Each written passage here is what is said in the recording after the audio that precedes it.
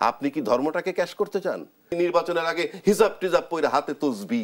জামায়াত জান্নাতের টিকিট বিক্রি করছে। জেলা জামায়াতের আমির ও লক্ষ্মীপুর ২ আসনের জামায়াতের মনোনীত প্রার্থী রুহুল আমিন ভূঁইয়া বলেছেন, হাসরের ময়দানে কোনো মার্কা থাকবে না, থাকবে শুধু দাড়িপাল্লা।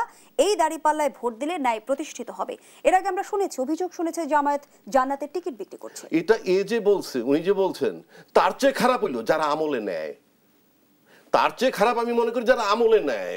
ডাজ ইট মিন তাহলে আপনি বিশ্বাস করেন যে হাসরের ময়দানে গিয়ে দাঁড়িপাল্লা দেখবেন? Why you do accept it? তার মানে ইউ আর কনফিউজড।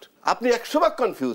আপনি দাঁড়িপাল্লা দেখবেন মিস্টার এক্স বলছে, আর সেটা আপনি দেখবেন, সেটা নিয়ে আলোচনা করেন। আমি যদি বড় দলের কেউ হইতাম, আমি ডাইরেক্ট আমলেই তো নিতাম না। কি আসে যায়? আপনি যদি ওই কথা বলেন, আমরা তো এমনও দেখছি যে নেত্রী পলাতক, ইনকলাব পত্রিকায় ছবি দিয়ে নির্বাচনের আগে হিজাব টিজাব পইরা হাতে তসবি। দেখেন নাই সেই ছবি? তার মানে কি? আপনি কি ধর্মটাকে ক্যাশ করতে চান?